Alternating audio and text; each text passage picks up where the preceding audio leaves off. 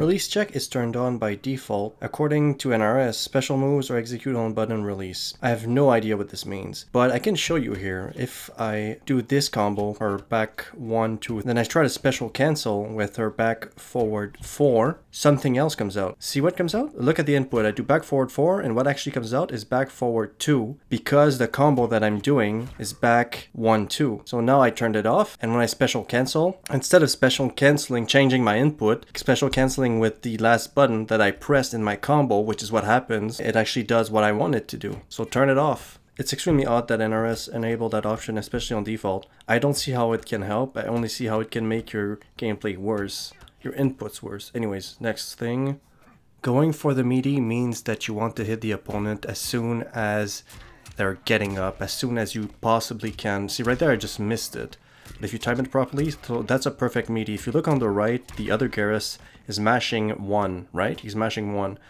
But since I'm timing the meaty, I have so much hit advantage because he's trying to get up. I can hit him before he can hit me.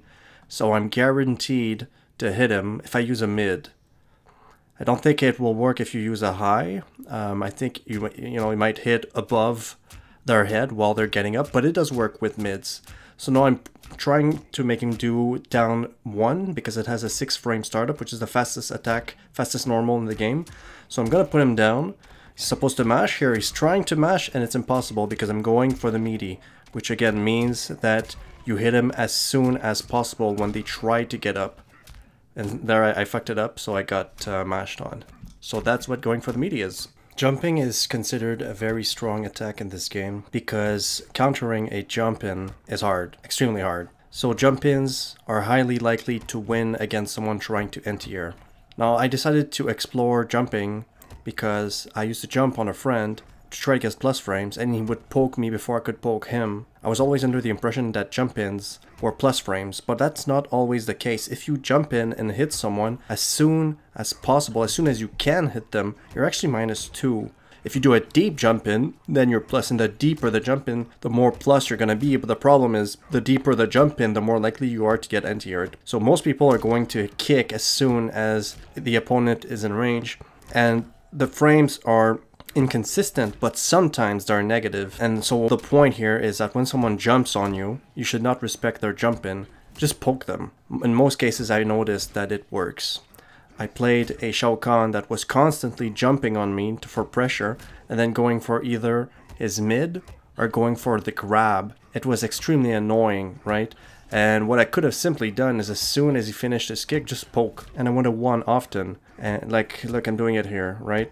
So Shao Kahn is trying to jump in for pressure and then to poke me right after. And I poke him back. And I'm the one that wins, even though he's positive on block. I did make a video about plus frames being bugged on block. So I don't think you should respect plus frames if it's very close. Especially not online, because they just, I don't know why, they don't seem to work for some reason. Just poke them back.